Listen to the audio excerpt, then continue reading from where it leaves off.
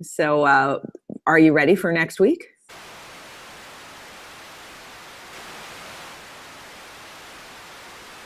It's true. It's a moving entity, dynamic and sprawling. So, I'm really psyched to speak with Flourish and Elizabeth. This is going to be fun, and I think they're going to teach me a lot about fan fiction. I'm really keyed into this whole, like, how do we build a fictive world that we share together and have so much passion about that, we contribute in varying ways. I think this is a really wonderful phenomenon.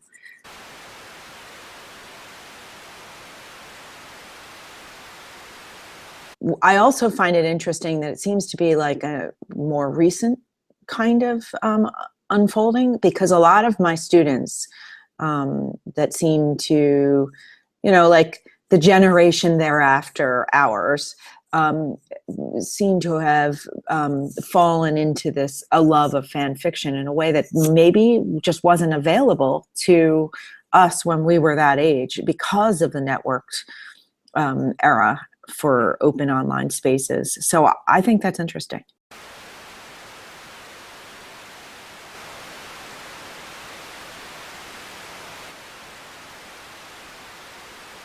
So those are actually really good questions to ask Flora and Elizabeth. And then to see the distinctions between those things, if they do exist in like different generational manifestations, that would be pretty cool to sort of think about why they're different in certain ways.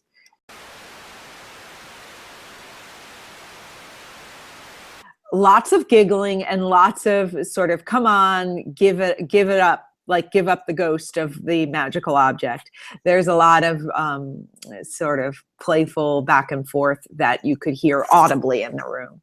The Pecha Flicker, where we did the round of imagining and building a collaborative story, that was super fun.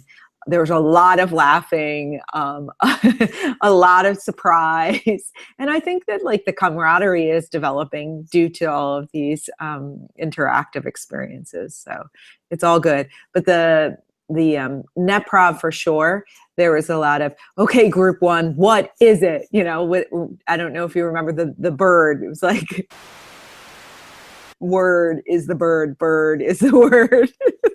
That was a lot of fun.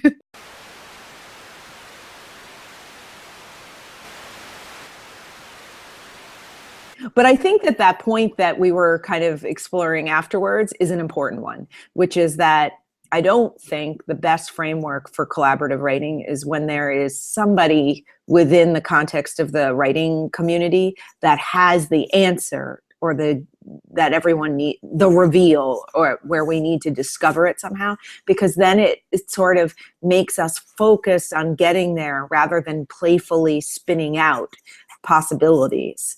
So that was a real takeaway from last week, from my perspective, in terms of design building for NetProv.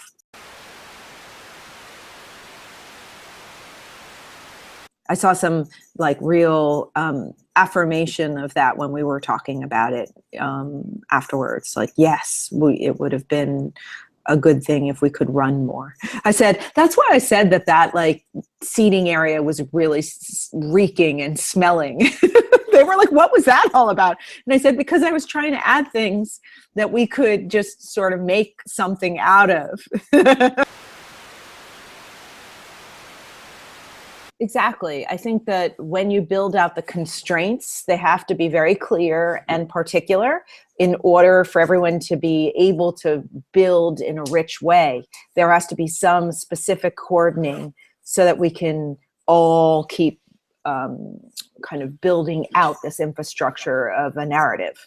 So I think that was really telling and helpful in understanding the genre.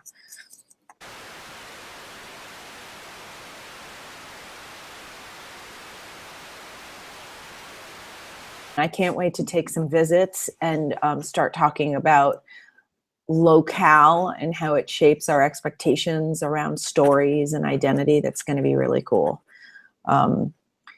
But also, I'm really excited to tap in, is to say hi to Howard and Mamie possibly too. That's going to be fun.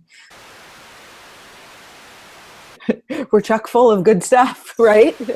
Let's hope we can continue the energy level, right, Alan? It's just when Wednesday night is over, it's like, phew. Yeah, see you soon.